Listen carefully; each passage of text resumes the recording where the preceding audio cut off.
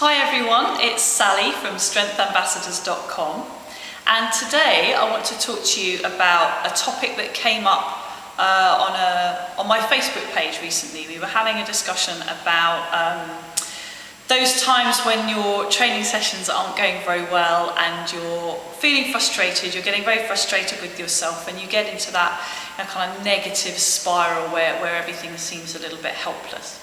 And this is something that I know a lot of people struggle with, and I have struggled with this myself in the past, and I still struggle with it a little bit.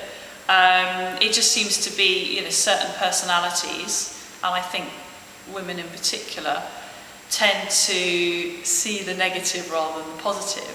However, there is a way that you can improve this, and here's what I've done to try to fix this. I keep a training journal where I record my sets and my reps and how much weight I've lifted.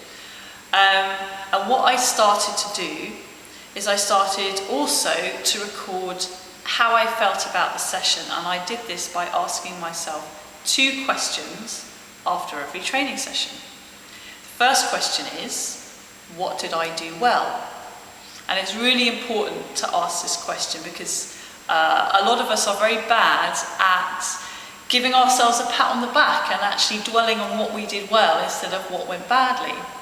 So asking yourself this question forces you to think about what did go well in the session. And funnily enough, a lot of the time you can find a lot of things that went well. Even if you came away from the session thinking, oh, that wasn't a good session, when you think about it, you can find a lot of things that you did well. So that's really important. Second question I ask is, what would I do differently? And this is also a really important question, because if you're going to learn anything from that training session, you need to do something different next time. Otherwise, you're going to get the same outcome. And it's all too easy to think about it during the session, but then as soon as you leave the gym and you go home and you start doing other things, or you go back to work or you turn on the telly, those kinds of ideas just go out of your head. And then before you know it, it's time for your next training session, and you haven't really decided what you're going to do differently, so you just do the same old stuff. So it's important to ask yourself, what am I going to do differently next time to make sure that this issue doesn't happen again? So those 2 questions I ask myself after every session. And actually, here's a bonus tip. At the end of every week, I ask myself the question, what gave me confidence about what I've done that week? And for me, that's really important because it's good for me to understand the circumstances that make me confident and that get a good performance out of me. And that might be anything from what song I listen to before training, the kind of people I have around me, training buddies, or cues that I've used, or things that I've said to myself in my head that have worked really well in training.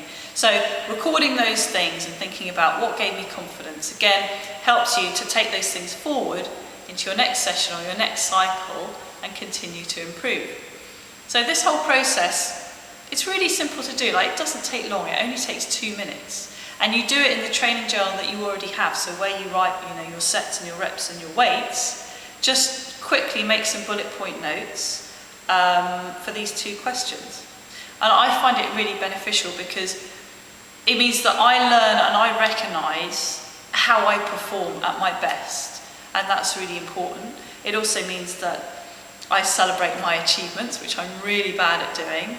I'm one of those people, and I know a lot of you are too, who, you achieve something quite good and you're like, okay, what's next?